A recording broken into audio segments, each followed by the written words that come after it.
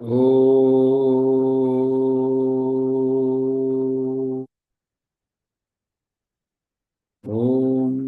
सहना भवतु सहनौ भुनक्तु सह वीर्यं करवावहै तेजस्विनावधीतमस्तु मा विद्विषावहै ॐ शान्ति शान्ति शान्तिः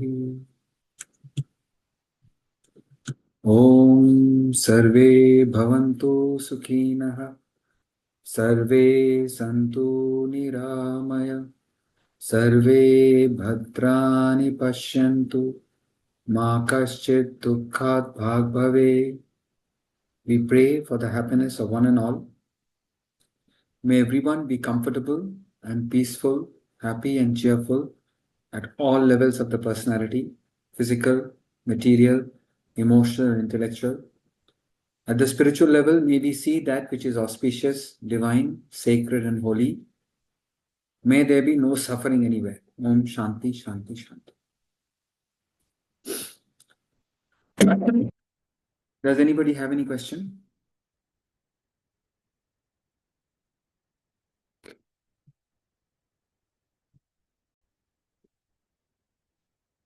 Is the file visible to everybody? Anybody?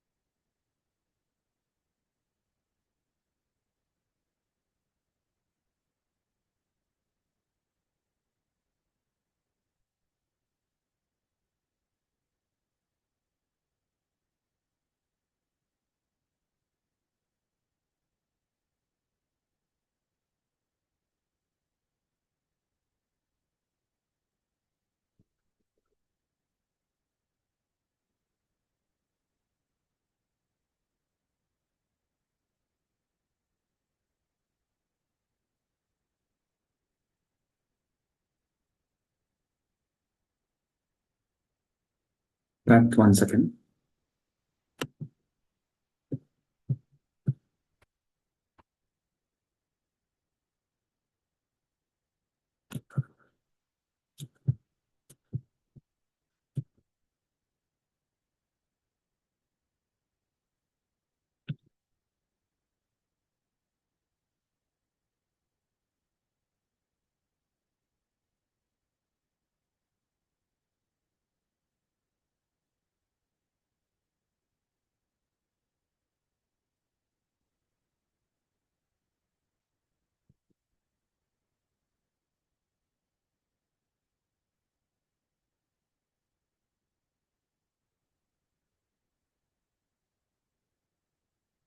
Looking for a story.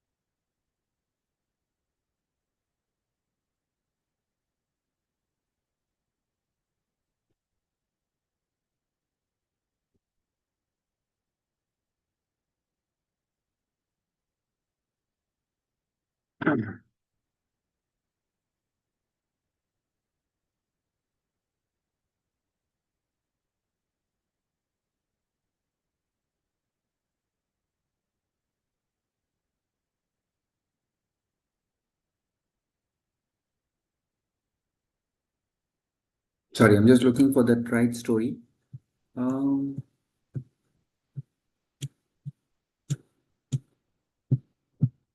Let's try true renunciation.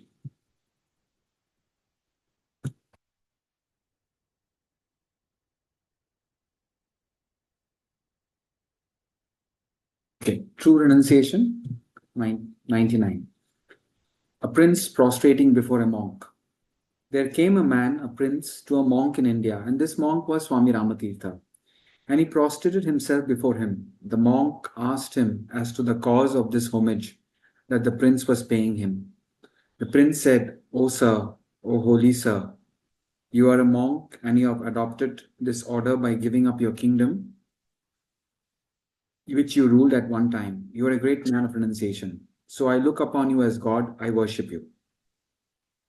So the prince prostrated, and the monk asked him, why is he prostrating? So he said, you are a monk, you have given up the kingdom, and you're a great man of renunciation. I consider you as God, I worship you. The monk replied to the prince, if that is the reason why you honor me, I must wash your feet, I must kneel before you, because, O king, you are a greater man of renunciation than all the monks in this world put together. The king remarked, that is very strange. How could that be? Then the monk began to explain. Suppose here is a man who possesses a magnificent palace and this man casts out the dust and dirt of the house. He throws out or renounces only the dust and dirt of the house. Is that a man of renunciation? The prince says, no, no, he is not. How can a person who is throwing away dust be called a person of renunciation? Then the monk continued, here is a man who treasures up the dirt and the dust of the house and gives away the whole house, the magnificent palace.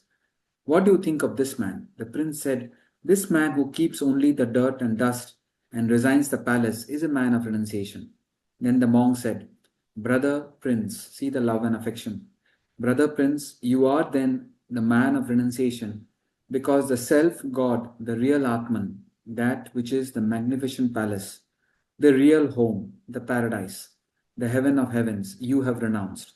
And only the dust and dirt of the palace, which is this body, this little selfishness you have retained. I have renounced nothing. I am myself the God of gods, the Lord of universe. True renunciation does not consist in renouncing anything, but realizing the self as God of gods, the Lord of universe. That's the style of Swami Ramatita. In a very, very simple way, he inspires us to something which is very, very profound, which is the ultimate truth. The prince comes and prostrates the monk. He asks the prince, why are you prostrating? He says, you have given up the world, you have taken up God. Yeah, since you have given up the world, I worship you, I worship you as God. And immediately the monk, Swami Ramatirtha, he prostrates back to the king, to the prince. And the prince says, what are you doing? What are you doing? And he gives this example. A person has a beautiful palace. He keeps the palace. Hello. Mic's on mute, please. So he keeps the palace and throws away the dust and dirt. That's not renunciation. He is keeping the palace and is throwing away the dust and dirt. But suppose a person keeps the dust and dirt and gives his palace away. The prince says that would be a man of renunciation. So then the monk explains, you are collecting the dust and the dirt of the world, and there is no attempt to seek the supreme self, the Atman within. The Atman within is comparing it to the palace. And all that we are running after in the world is the dust and dirt. So, what are we really seeking? And he says, with so much of love, and he's declaring the ultimate truth. Brother, prince, similarly, I should say brother and sister, prince and princess. You are then a great man of renunciation because self, God, the real Atman, that which is the magnificent palace, their real home. Real home means home is a place where we will get the ultimate comfort, where we are absolutely relaxed and comfortable. It's our place. Similarly, the real home is not where the body lives. Real home is where our Atma lives, where the self lives, the paradise, the heaven of heavens. That means supreme bliss, eternal bliss, infinite joy, absolute happiness. That you have renounced. Not seeking the self, we are giving up the highest happiness. And only the dust and dirt of the palace, which is this body, this little selfishness. Selfishness is our attachment to our body, mind, intellect, the ego. That we are retaining. We are preserving and catering to our body, mind, intellect and not seeking the self. From a sage, from a saint point of view of the sage or the saint, giving up God and taking up the body and the world is renunciation, because they are taking up dirt and dust and throwing away the palace. Swami Ramatita says, I have not renounced anything. I myself, the God of gods, the Lord of universe, Jagannatha, Lord of universe. True renunciation does not consist in renouncing anything, but realizing the self as God of gods, Lord of lords. This itself is a nice way to end the year. Good story. Anybody has any additions or clarifications? What is the story number of this?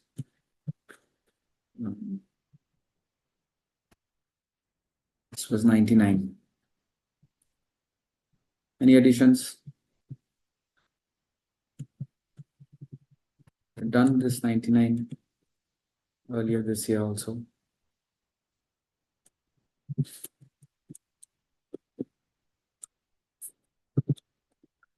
I'm looking for a story with grandmother. One second. Let me just try and find it.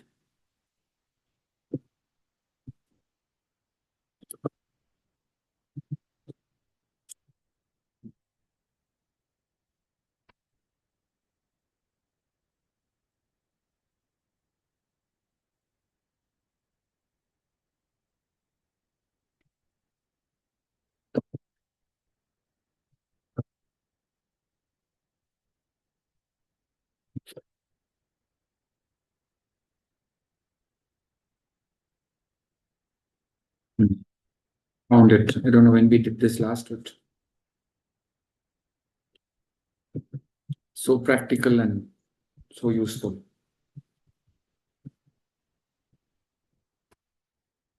Somebody went to Vrindavan, Mathura. So I was reminded of this. 102. If there are no questions, I'm doing 102. The right way to renunciation. An old lady, what did we do just now? We did 99. Okay, just too late. Okay. The right way to renunciation. This is I don't know what to say. Classic. If we are able to live this, so practical and yet so um, complete, spiritually complete. An old lady came to a saint in India and asked if it was advisable for her to leave her house and her family and retire to Vrindavan in India, where Krishna was born. So wherever these great saints are born, it's considered to be a holy place. Now, just because we go there doesn't make us holy. We have to live a holy life. But just the effort of going to such places, putting in the time and effort and money to go there, it has this effect of you're breaking your worldly pattern of activities and doing something spiritual.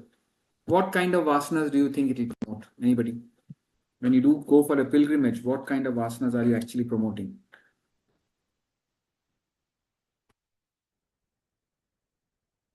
Anyone?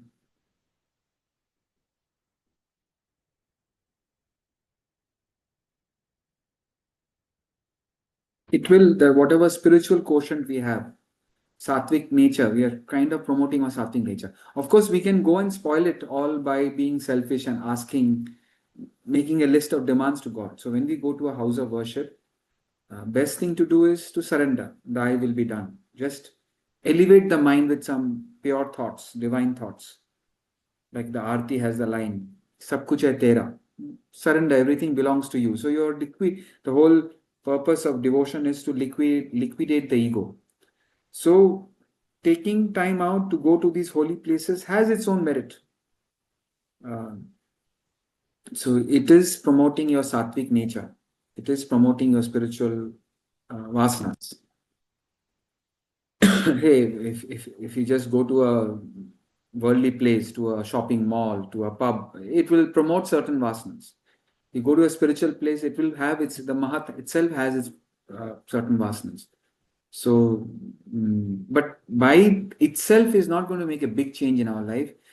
Spiritual, that's what we covered in the Vedanta treatise. In the Light of Wisdom, Swamiji mentions, spiritual practice is not a part-time pastime. It is a full-time awareness of the reality. full-time awareness of the higher values of life, full-time awareness of what we essentially are, what is the world made up of. So it may start off with as a part-time pastime. Just now met a girl in the ashram. I mean, different people come to the academy with different stories. It's incredible how people get access to this knowledge. Just somebody gave the person, the lady, I mean, recently two inspiring stories. Somebody just passed on the book, Fall of the Human Intellect. So this girl read that. She was very inspired. She picked up another book, read that, and then she picked up the Gita, and then she realized, okay, this is not ordinary stuff. There is something, and she comes to visit the academy. Another person heard Swamiji in New York when Swamiji was 93 years old. His last lecture in Manhattan, full house. She was sitting in the first row because she has read somebody had said she was going through a really tough time in life. Somebody said, read the Vedanta treatise. So she was interested in Vedanta, but she had no clue about Swami Parthasarthi or Vedanta Academy. So in Bulgaria, somebody recommended, why don't you read Vedanta treatise? She read the Vedanta treatise. She Googled and found out that Swamiji is lecturing in Manhattan in 2019. She was sitting in the first row and she heard a 93-year-old man command that whole audience. And she said, after the lecture, the whole audience stood up and gave a standing ovation because now you were standing and talking at 93 for 1 hour. And immediately she signed up for the 3-year online course and she course. So I'm saying different people get inspired by the subject in different ways. So it can begin as a part-time pastime, but ultimately we should take this, it's like a spiritual jackpot or a spiritual lottery. Having got access to it, we should make it a full-time awareness. And this story will help that. So she's asking, should I go and retire to Vrindavan, a holy place? Was it advisable to her to break her family ties and sever all her relations with each and all and retire to that lovely city of Vrindavan, the Jerusalem of India? Obviously, Swami Ramatita speaking in America, so he's talking about Jerusalem of India. This lady had her grandson with her. The sage replied, see please, mark please. What is it that looks into your eyes through the eyes of your grandson? Practical. You have to do it. Whoever is your nearest and dearest one, whoever you find cutest, or even whoever you consider your enemy also. Just step back objectively, look into their eyes, and remember this line. What is it that looks into your eyes through the eyes of that person, of your grandson, of your partner, whatever name you want to put it? What force, what energy, what divinity is it that looks at you from every pore of the body of this child? The lady said, it must be God. In this dear little baby, there is no thought of temptation or wickedness, no dirty thoughts. Pure children are very pure, innocent. So there is no thought of temptation or wickedness. This dear little baby is innocent and pure. When he cries, in his wailing is the voice of God, nothing else. Again, the sage said, the sage is Swami Ramatita only. Again, the sage said, when you go to Vrindavan, you shall have to cling to the image, one image of Krishna. There in Jerusalem of India, there in that image of divinity, you must worship the divinity.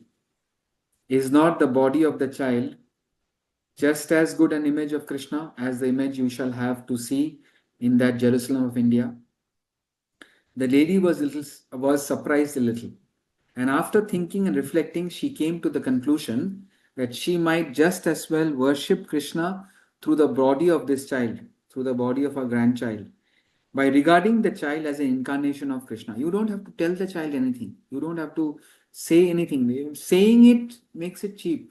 It's just a beautiful inner understanding, which you have to secretly keep within yourself. It should show out in your affection, in your conduct. It should show out in your, what we say, bhavana, in your mannerism. It's very, very subtle. Genuine affection, genuinely regarding every living being as an expression of the divine. As the great Swami Vivekananda says, every human being, every human body is the Taj Mahal of temples. Means the greatest temple. Why? Because the human soul is the greatest living God. I'm just putting it on the chat.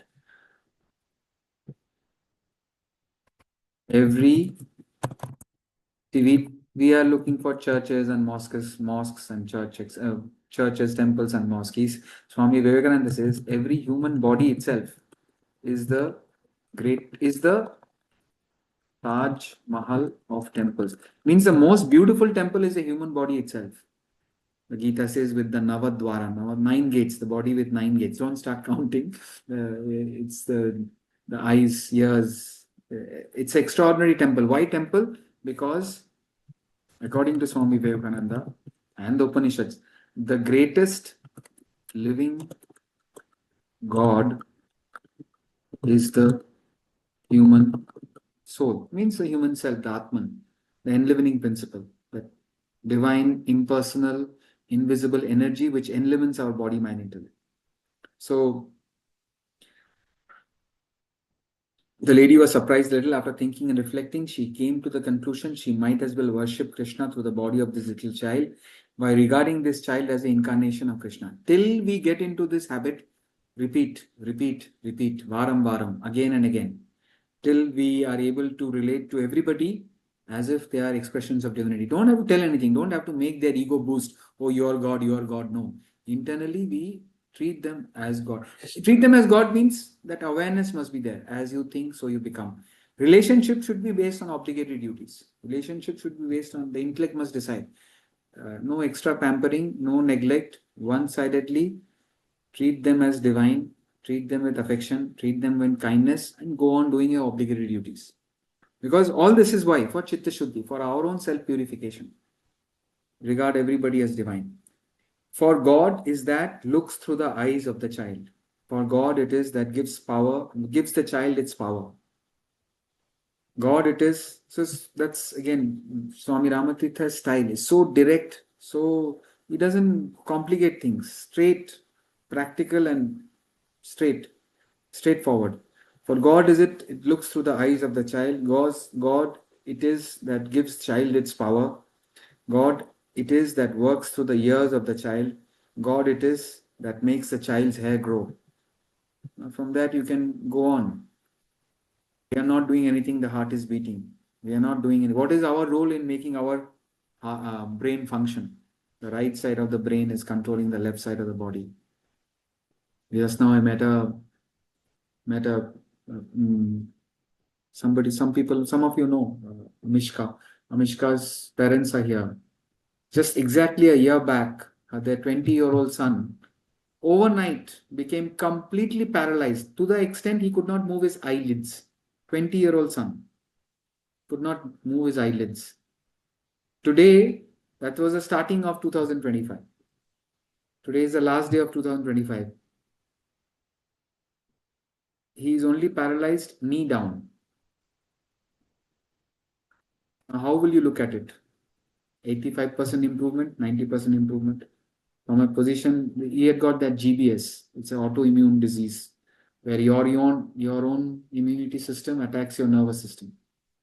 But I guess what we are studying and we hear these stories, his father is saying, it's a mystery how that happened. Nobody can explain why he got it, how he got it, what is the cause, spiritual cause or medical cause. Doctors can't really explain it. They have to treat the system. How it went away, how it recovered, and how long it will take for him to get the knee down movement. It might take another year for knee down, but there is a hope. It's a mystery. So, whole thing is a mystery. I was asking, what did Swamiji say? He said Swamiji also was perplexed why it's happening. But in and through that, the person who is suffering the most showed the greatest determination. He won't give up. Positive attitude. Life has to continue. He was in US, then they took him back home in South Africa. Today he's back in US doing exactly what he was doing before he got it. Incredible spirit, determination. I have not done that. He used to come for youth camps, but incredible story. Why I'm saying that, we take it for granted. Eyes will see, ears will hear, digestion will go on, brain will function, our immune system will do its job, our digestive system will do its job, nervous system will do its job. I don't know what all can go wrong with the body. It's an infinite number of things can go wrong. Sorry, all the involuntary actions. Voluntary actions is what you are seeing and listening and doing, what the mind feels or intellect thinks. 99.9% or a big percentage of whatever is happening inside our body, which we are possessing, is involuntary. So in Vedanta, we say it's all divine grace. It is happening because of some divine power. That power is God. God is all pervading, but to us, it is within us. So that power is making here he says the hair grow. That power is making our food digest. That power is making your eyes to see, ears to hear. God it is that works through every pore of his body. The cells are they divide, they multiply, the old cells die, new cells are born. This is happening constantly. That's why Swamiji used to say, by the time you say, this is me, you're changed. We are constantly changing. What is doing all this incredible infinite power? That power, it is divinity. According to the direction of the saint, she must no longer regard the child as her grandson or look upon him as related to her in any way. No ego. We can learn so much from this. Don't regard your near and dear ones as my family members. Of course, it's all internal attitude. It's the way you look at it. You don't have to, if you say it out loud, they will say, what Vedanta, mad Vedanta class are you going? I mean, you can talk about it if you have a really good rapport, but otherwise, each one is in their own world. We can't talk about it. But internally, if we are able to practice it, it's incredible. Don't regard your family members as your family members. Look upon him as related to her in any way, but regard the family member as God. Thus, break all family and worldly ties. Thank God I am not saying all this. Huh? Swami Ramadita is saying, I am just explaining it, what probably could mean. Thus break all family and worldly ties. The only tie should be the tie of godliness or Godhead. This is the way to renunciation. Renunciation is not physically giving up. This is the beautiful concept of renunciation. True love is universal, having the same feeling of affection for one and all. That does not mean that we have obligatory duties. Our obligatory duties are universally same to one another. No. Obligatory duties is to our family unit alone. If you can extend it, great, but you're not required to extend it. So obligatory duties you do to your egoistic circle, but the feeling of love should be for one and all. No hatred, no ill feelings, forgiveness. And then to escalate it or to rise to the spiritual level, see everyone as an expression of divinity, including your family members. They are all they are all an expression of divinity according to our karmic um, what you call what karma we need to face. We get into good relationships, complicated relationships, difficult relationships, smooth relationships. Some are helpful, some are there to make us strong. We have to have our patience and forgiveness, and if it is an obligatory duty, it is an obligatory duty. That is our dharma, to fulfill that obligatory duty regarding the person as divine. Thereby we evolve. That person, if he's negative and wicked and what you call unkind and harsh, that person is creating that person's bad karma. But we should make use of that relationship. So the only tie should be the tie of godliness or Godhead. This is the way to renunciation. Renunciation does not mean asceticism. It means this requires tapas at a mental level to, and the strength comes from knowledge. We are studying it not just for entertainment.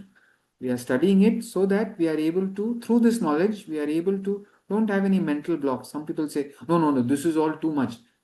If you keep on saying this is all too much, this is all too much, then you will not be able to rise up. Maybe I can do it. Maybe I can do it. A little bit positive attitude. So I'm studying it so that I can drop that negative thoughts which arise in the mind and entertain this positive thoughts. Immediately there is peace. Immediately the mind feels elevated. So it is tapas. Asceticism means tapas, but it's not physical. It's mental. Here he means that renunciation doesn't mean you give up your family, give up your house, give up your money, and then do what? it's not like beggars are all saint. They are tamasic people there. So saint is one, wherever he is, he regards everything as divine. What comes, let it come. What goes, let it goes. He is reveling in that divine feeling, and physically he is doing what he needs to do. No compromise with the obligatory duties, no compromise with the quality of the performance. He does it beautifully. See, he says that renunciation means making everything holy. Every relationship, whether it's a customer or a client, whether a worker or a servant. See, it's so elevating, no? You see a driver, you see a maid, or see a servant. You don't have to talk to that person. You just see, this is an expression of divinity. God is coming and doing jhadu pocha in my house. He is God. Automatically, there will be no negative feelings. You will not do anything harm. Uh, and that's how people also cooperate with you. It's not that you're doing for cooperation. You're doing whether good happens or bad happens. We should do what is right. Obviously, these all should make sense. A great saint is saying it. Renunciation does not mean physical difficulty. Renunciation means mentally making everything holy. Renouncing the child doesn't mean you throw the child in the garbage dump. Renouncing the child means does not mean giving up all connection with the child, but thinking the child, the grandson, to be God. What a beautiful, simple thought. Renunciation means considering your children, your family, your brother, your sister, whoever you meet, everybody is God. India, Pakistan is playing or whatever. Australia, England is playing. Australians are a God. England also God. Let it happen. That's at the mental level. Practically go about doing whatever you can. Realizing the divinity in each and all. Realizing the divinity in each and all. This is renunciation according to Vedanta. All other renunciation is according to ignorant people that give up, give up, give up. Nothing to give up. We have to take up the idea, this understanding that everybody is finally divine, Brahman, in different stages of manifestation. Somebody is very tamasic and gross, they are in an early stage of manifestation. Some people who are more refined and cultured and wise and spiritual, they are closer to God. Everybody is God and God alone. Sarva Samaha, same, everybody is same. Vedanta asks you to give up your wife or your husband. It asks you to give up, I think there's a printing mistake. Vedanta asks you to give up, it doesn't ask you to give up your wife or your husband and other relationships. Vedanta says, give up the wife, there is a knot which is missing. Vedanta says, give up the wife as related to you. Give up the wife as the wife, but realize the true self, the divinity within her, and do what? Whatever is your obligatory duties towards her, you do it. And the affection that you learn from that relation, that you gain from that relationship, spread it to one and all, no exception. Then we are rising in love. Otherwise, just a preferential attachment. Wife, husband, they cater to me, I cater to them. It's a very silly, mundane, worldly relationship. How to convert? Every relationship is actually spiritual. So the fact that we are in this classroom, there is a reason. It's not happening at random. I'm supposed to share these thoughts to you. You're meant to listen to these thoughts from here. And we can use this relationship for just a mundane purpose, or you can use this relationship for a spiritual purpose. So it's intelligently using everything that we do. What is this? Spiritual practice is not a part-time ritual. It's a full-time awareness of the ultimate, full-time awareness of the higher values of life. So we convert every experience, every transaction, every relationship, everything we do, we align it to our spiritual goal.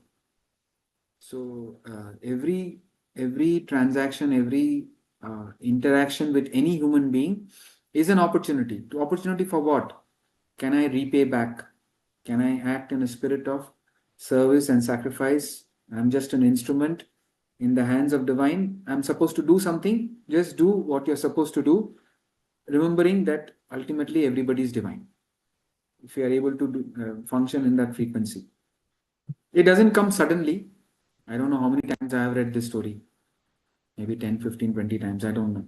Every time we study it, I guess hopefully it's a it sinks in deeper and deeper. So give up the wife as related to you, give up the wife as the wife, but realize the true self, the divinity within her. I don't have to do much. Ramatita, Swami Ramatita is doing it. Give up the enemy as the enemy. See only the God in the enemy. That enemy is also there for some reason. That doesn't mean you say, enemy, come and harm me. No, no. You take steps, whatever needs to be done. Maybe you have to fight. You have to take certain action. Do what needs to be done. But internally understand there is nothing bad about the enemy. He is in a different phase of his journey from out of Brahman to going back to Brahman.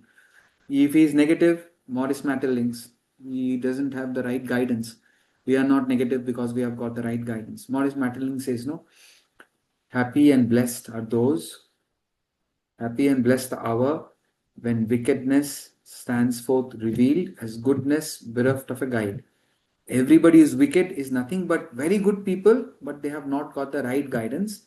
We are not wicked, we are good because fortunately we have got the right teachers, right parents, right upbringing. So therefore we are good.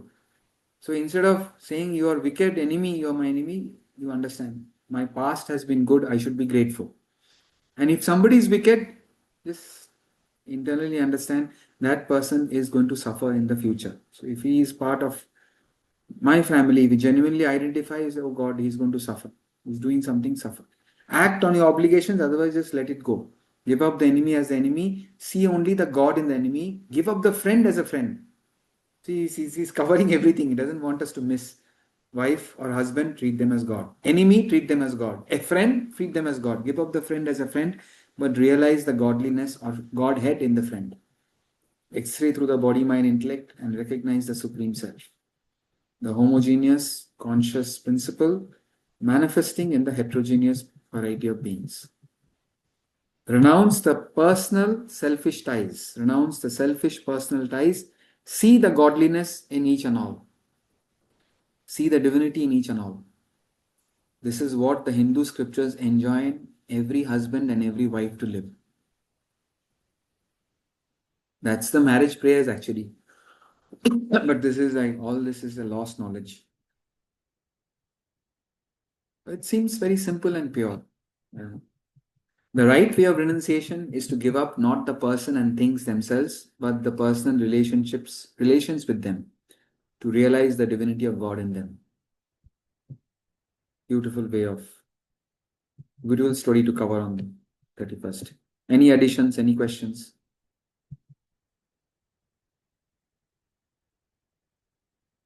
This is also a beautiful story. Okay.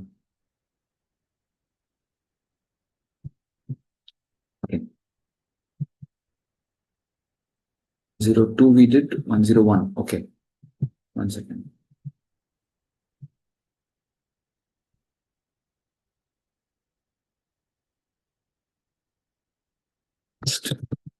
I remember last time, 1st Jan or something was Wednesday, I think, this year. Was it? What was 1st Jan of this year? What date? Yeah, 1st Jan was a Wednesday, and we did the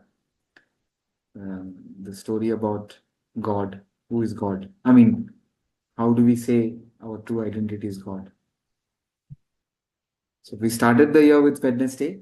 Swami Ramatita, we're ending the year with Ramatita. Okay.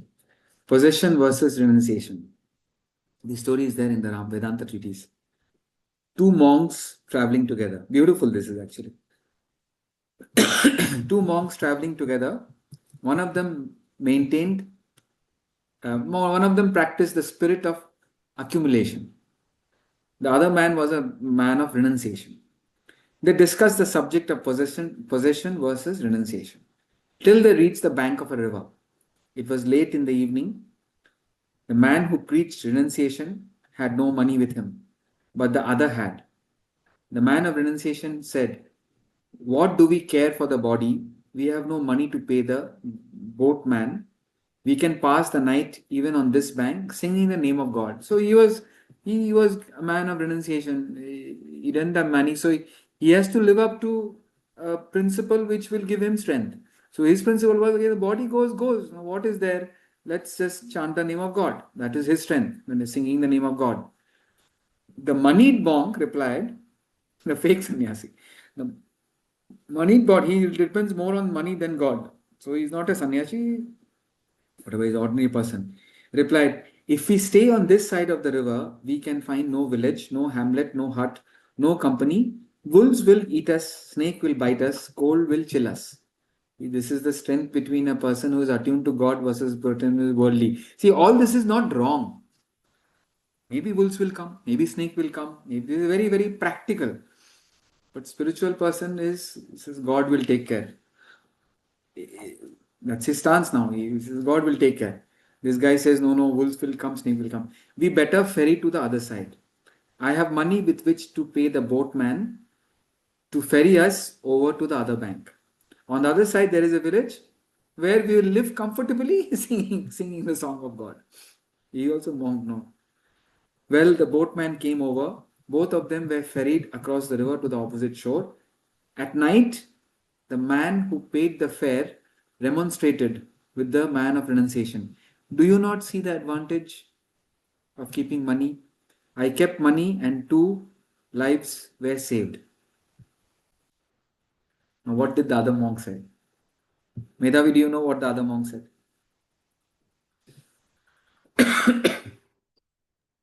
He said to live, we had to still give away the money. Yeah, so he says, if you had kept the money with you, you have to, it's not the possession of the money that saved us. The giving up the money saved us. If you had kept the money with you, the wolves would have eaten you with the money. So because you gave it away, renounced the money, it saved us. And the other point is, Meher, what is the other point? When you don't have money, somebody will come with the money to save you. So it works like magic. See, see, it's strange, Renunciation has this. Renunciation means when you don't possess anything, life works in a very funny way. There was a time at one point, three people in the ashram had cars. I had no car, and all the three people, they were nice. They were all like friends. Um, all the three, their second car key would be with me. So now when they are going, they can only use that one car, whatever it is. Now when I used to, my father used to live nearby and I used to sometimes bring my father, I had to just, like a 10 minute trip, I had to just take the car and bring my father back to the ashram. So it's not like I'm going for a long Bombay or somewhere where I have to inform. I used to just take the three car keys, whichever car was there, I used to just take it and bring it back. So this one guy said, Ari, what is this? I'm all the time driving the same car. You are driving all three cars. I didn't have. And sometimes I had the second car key to a Merc just because I didn't have a car. I had access to all the cars. Exactly like that, Swami Ramtirtha is saying, I'll come back to the story. Uh, where is it? 1 second. Huh? It's fascinating how it works, this concept of renunciation. Renunciation here means renunciation of the ego, not mine. Uh, the moment we say my, you are actually saying, so the moment I say my house, this is my house, this is what this great master is saying, you are saying everything else does not belong to me. Whereas when we drop the ego, all houses are yours. Its renunciation is not dispossession, it is all possession. Now, the worldly person will say, hey, this is good in philosophy, it doesn't work in real life. But there is a different piece to this. I hope I can find it. Let's see. 1 second.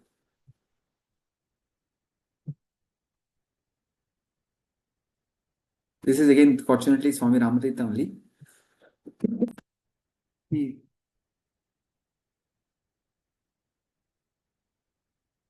he is saying, um, as you can see it now.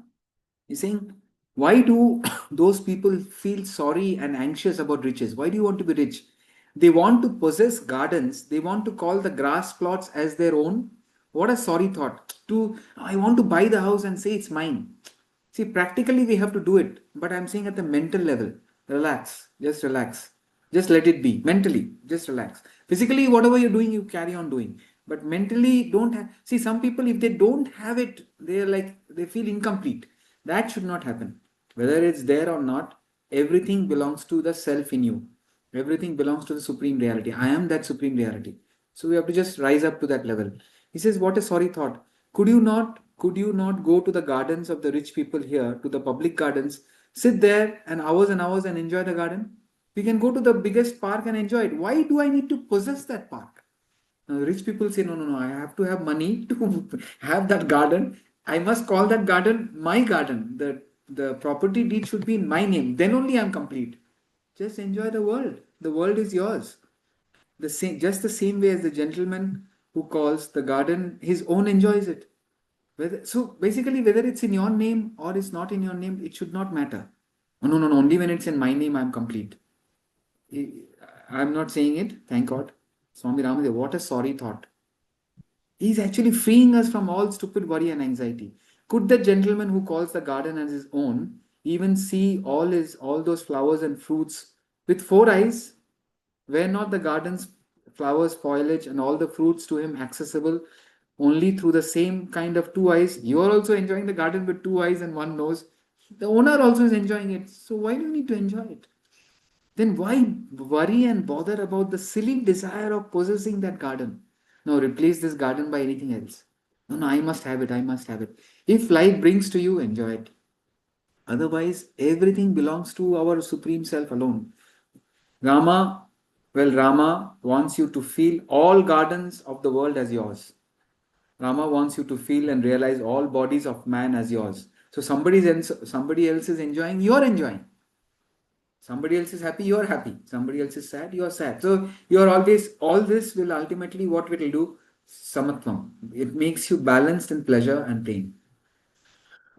just as, just feel that all the talented forces, gifted minds are yours.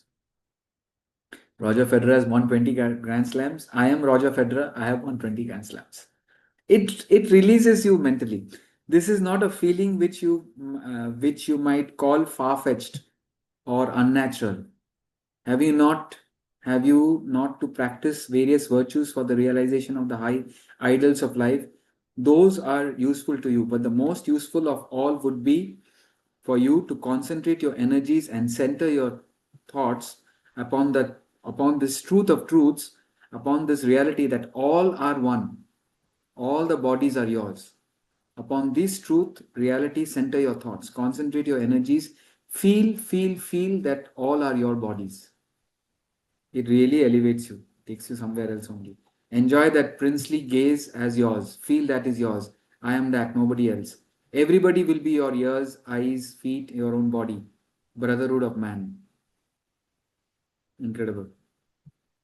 Coming back. Um, coming back to the story of the two monks. He says, so this first monk is boosting. See, I paid the money to the boatman, therefore we are saved. What kind of philosophy are you practicing? At night, the man who paid the fare got angry. What did you do? Do you not see the advantage of keeping money?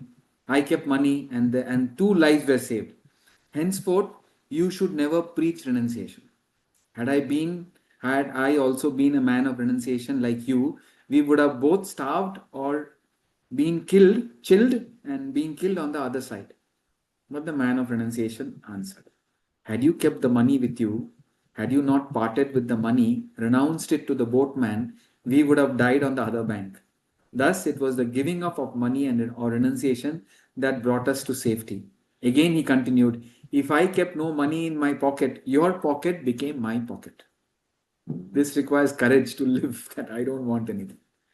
See, the idea should be whether I want it or not want it, Let divinity take care of me. I will go on performing my obligated duties. Whatever is my swadharma, I will keep on doing it for the wish, as the Gita says, for wishing for the welfare of the world. Keep on going, engaging yourself in action. And then some people are billionaires, some people are a simple cobbler. It's amazing, you know. There's a cobbler in Malavali station, 7 minutes down the road. I have been seeing him for 20 years. His shop is like a small shop. 20 years I am seeing him from 2004. Even now, if I give a like my shoe got torn and my bag got torn, minimum 400 500 rupees. I don't know what city cobbler will charge. At least he will charge to 300 to minimum. I sent it for repair. He's saying 50 rupees. I'm saying 50 rupees for which one? He's saying for both. Full stitch, full bag got torn, chain is torn, and a shoe repair. I said 50 rupees. He doesn't have anything, just a small copy. He's like, I can't believe he will fight if I give more. Can you understand? I don't know, he's a mad fellow or what. 20 years he's doing stitching the. Now, he is also God in disguise. He is playing his role very content. He may, I don't know whether I can't call him tamasic or it's just inspiring that they don't have anything, but there's no greed for money at all. Easily he can charge 200. City people will charge 300. I don't know what they will charge. Um, and there are people who cheat also. I mean, compared to war, it's incredible. So, what I'm saying is, life will give us different roles. Understand your role, accept it happily. If you're able to accept your role and position in life, you're peaceful. And then you keep on improving, keep on doing what you have to do. If I kept no money in my pocket, your pocket became my pocket. My faith kept money for me in that pocket. I never suffer. Anyway, he said, what do you care? He is not faking it. He is saying, what do you care for the body? He had a practical, let the body go. I am not the body, I am the self. We'll just chant God's name. That was his philosophy. What do we care for the body? We have no money to pay the boatman. We can pass the night even in this bank singing the name of the God. This fellow is saying snake will bite and wolves. You have to meet such people, then you will be inspired. That is very practical. My faith kept money for me in that pocket. I never suffer. Whenever I need, I am provided for. Some of these saints, there is a what do you call it, custom or something. You are supposed to leave house to go for a pilgrimage. You're not supposed to plan for the pilgrimage. I mean, in the sense, no planning that I'll go and stay in this guest house and go eat there and I should carry. You just walk out and take every day as fresh. So what are you facing? You're facing directly. You're facing your law of karma. I will get what I deserve.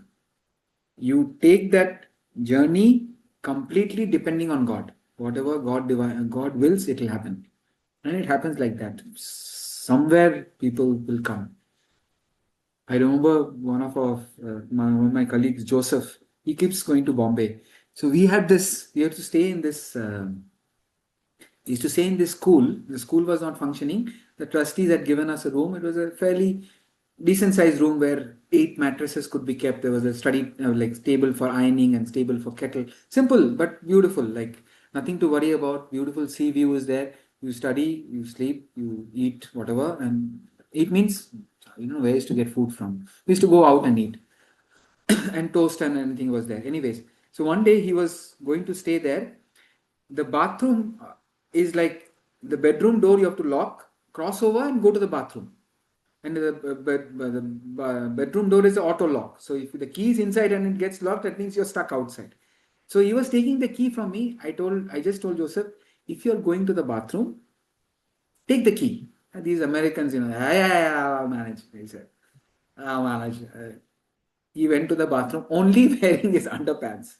Going to the bathroom without the key. He had kept the door open, and it's a fourth floor flat. Nobody's going to come there. Nobody means nobody. I mean, we go once a week, something like that. Friday class we will go. In Bombay, the Banganga. He goes to the washroom, the door bangs closed, the key is inside. No phone, no nothing. He's sitting with his hands. He can't even ask anybody for help. He's in his underwear and a white guy. He's sitting there holding his hands in the air. He can't contact anybody. Another colleague with hot lunch comes. Within, like, he was sitting there for half an hour. He is not supposed to come there. It comes with hot lunch. And he said, hey, Joseph, what are you doing here? He said, Atul. I mean, I still wonder how did Atul come there on that day with hot lunch? First of all, coming itself is a mystery, and coming with hot lunch. So when things has to happen, it just happens. So if you read stories of like wandering in the Himalayas of Swami Tapovan Maharaj, they just walk around. If food comes, it'll come. If it doesn't come, they just depend on God. We don't have to do all this, but that attitude of surrender. I will do my obligatory duties. Thereafter, what happens? Let the divine decide. A very selfless attitude. So long as you keep your desires in your pocket, there is no safety or rest for you. Renounce your desires, rise above them, and you find double peace, immediate rest, and eventual fruition of desires. Don't give up your obligatory duties. Give up all this hang-ups in the mind that I need this, I need this. Just give it up. That is tapas. That is the mental level you have to struggle.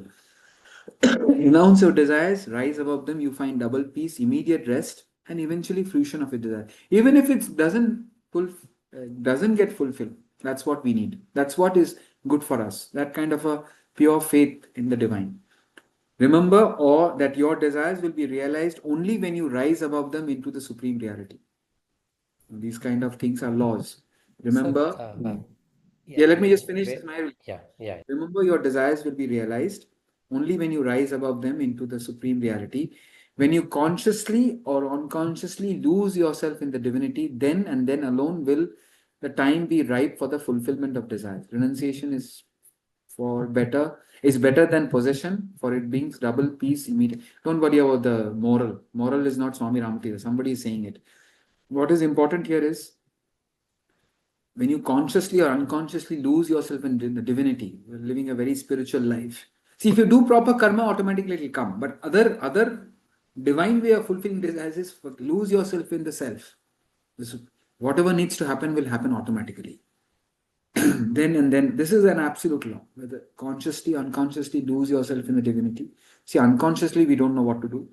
Consciously, we should give up your selfishness, ego, ignorance. Yes, Meher.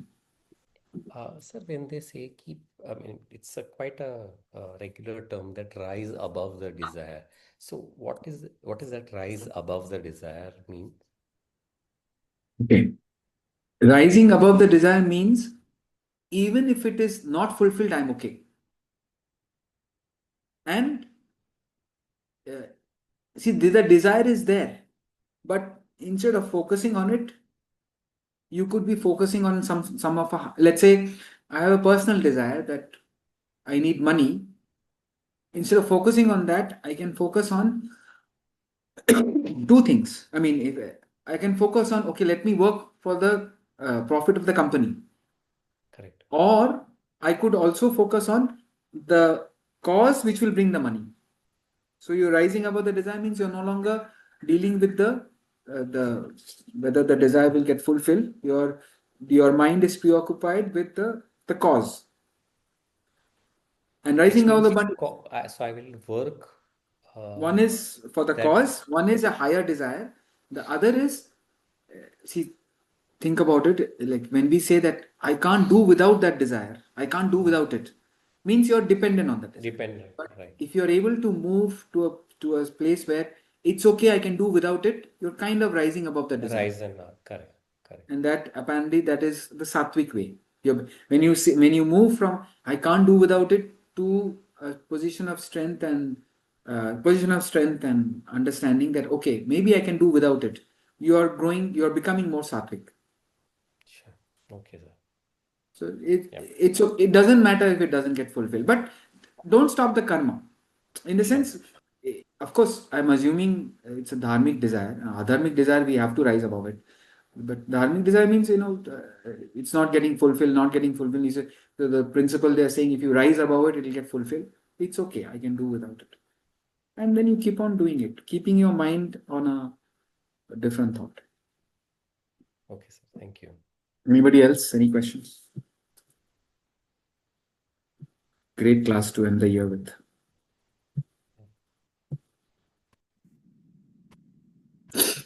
Om Purnamada Purnamidam Purnat Purnamudachyate Purnasya Purnamadaya Purnameva Vashishyate.